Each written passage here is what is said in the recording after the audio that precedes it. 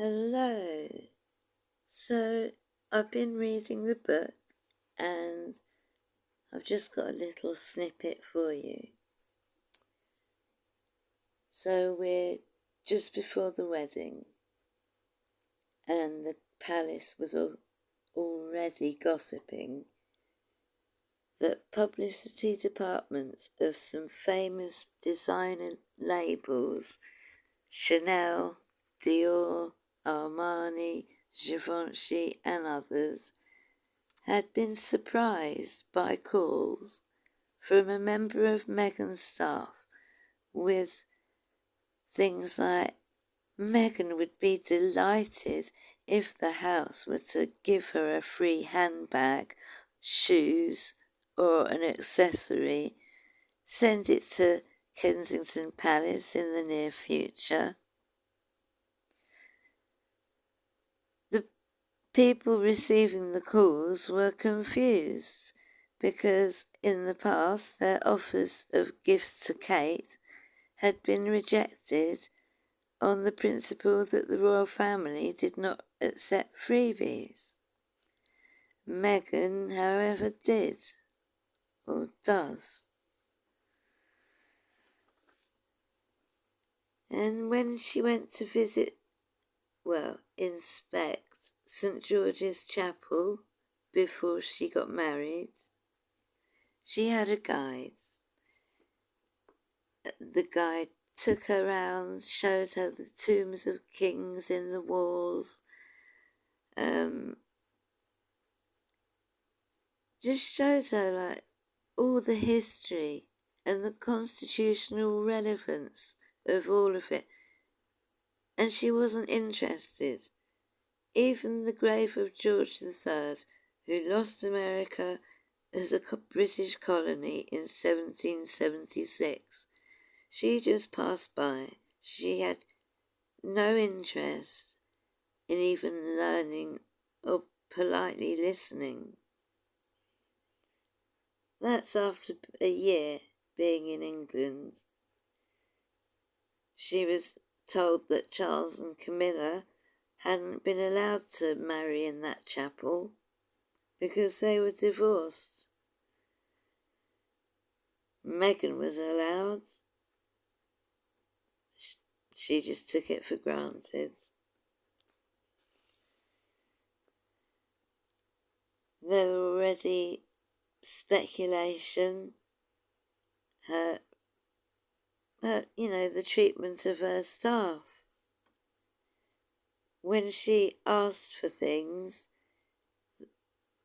she commanded rather than inquired whether something might be possible. She had a hand-picked team of professional women preparing for the wedding, and they were the target of her complaints. She complains about the choice of wedding, which was undecided until the last days. The menu at the reception constantly changed, and poor Harry's guest list. It wasn't just his friends that were excluded, but many of his cousins, uncles, and aunts were excluded. Meghan's veto was final. She had to have the last say on the seating arrangements in the chapel, which is weird because it was her who placed her mum sitting on her own. Her wedding dress was frequently recut. She demanded air freshener could be used in the chapel. We knew about that. I've always believed that she didn't like the smell of the chapel being musky because it was... She demanded that she was in control of the flowers. She didn't let the professional florists do it, who know... when I walk into an old church full of flowers, it smells beautiful. The professionals know what they're doing. she doesn't. Anyway, they said no, she couldn't have air freshener. The cost of the wedding just kept going up. Charles agreed to pay. And then there's the tiara. Tiaragate 1 and 2. So Angela Kelly she's got many duties. She's the personal advisor of the Queen's wardrobe. One of her duties is caring for the royal collection of tiaras. Meghan was invited to the palace's secure room,